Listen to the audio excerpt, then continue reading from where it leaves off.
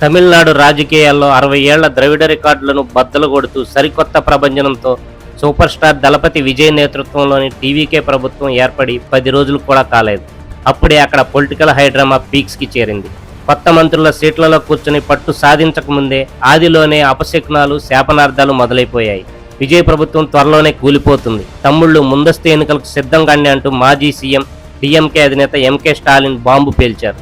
అసలు విజయ్ ప్రభుత్వంపై స్టాలిన్ ఇంతలా విరుచుకుపడడానికి కారణమేంటి?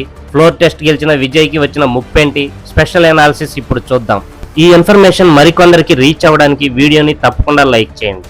మీరు చేసే లైక్ మాకు ఎంతో విలువైనది. ఇలాంటి మరిన్ని అప్డేట్స్ కోసం సబ్స్క్రైబ్ చేసి ఆల్ నోటిఫికేషన్ని ఆన్ చేసుకోండి.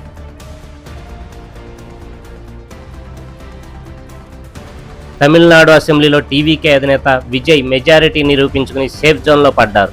కాంగ్రెస్, కమ్యూనిస్టులు, వీసీకే, ఐయుఎంఎల్ పార్టీలతో పాటు ఊహించని విధంగా అన్నాడీఎంకే చీలిక వర్గం నేత ఎస్పీ వేణుమణి నేతృత్వంలోని ఏకంగా 25 మంది తిరుగుబాటు ఎమ్మెల్యేలు విజయ్కి జై కొట్టడంతో 144 ఓట్లతో విజయ్ ఫ్లోర్ టెస్ట్ పాస్ అయ్యారు. అయితే ఈ ఫ్లోర్ టెస్ట్ ముందే తమిళనాడులో భారీగా సోఫాల రాజకీయం నడిచిందనే ప్రచారం జోరందుకుంది. ఎమ్మెల్యేలను ప్రసన్నం చేసుకోవడానికి పుష్ప సినిమా తరహాలో ఖరీదైన సోఫాలు పంపించారని, వాటిల్లో కేవలం సోఫాలు మాత్రమే ఉన్నాయా, ఇంకేమైనా డీల్స్ ఉన్నాయా అంటూ డిఎంకే నేతలు సంచలన ఆరోపణలు గుప్పించారు. సాధారణంగా ఏ కొత్త ప్రభుత్వానికైనా ప్రతిపక్షాలు కనీసం 6 నెలల పాటు హనీమూన్ పీరియడ్ సమయం ఇస్తాయి. కానీ తమిళనాడులో మాత్రం సీన్ రివర్స్ అయింది. ఓటమిని హుందాగా స్వీకరిస్తానని చెప్పిన స్టాలిన్ ఇప్పుడు ఒక్కసారిగా గళం విప్పారు. డిఎంకే నాయకుల సమావేశంలో మాట్లాడిన స్టాలిన్, విజయ్ కేవలం ఇన్స్టాగ్రామ్, సోషల్ మీడియా రీల్స్ రాజకీయాలు చేసి ప్రజలను భ్రమల్లో ముంచి అధికారంలోకి వచ్చారని మండిపడ్డారు.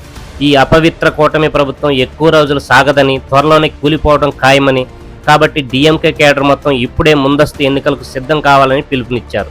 అయితే స్టాలిన్ ఆరోపణలను టీవీకే శ్రేణులు తీవ్రంగా ఖండిస్తున్నాయి.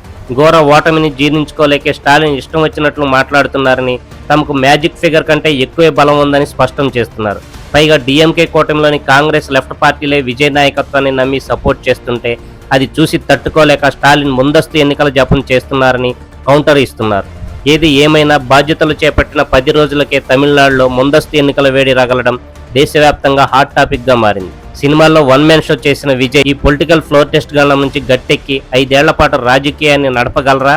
స్టాలిన్ జోస్యం నిజమై తమిళనాడు నిజంగానే ముందస్తు ఎన్నికల వైపు వెళ్తుందా? దీనిపై మీ అభిప్రాయాన్ని కామెంట్ చేయండి.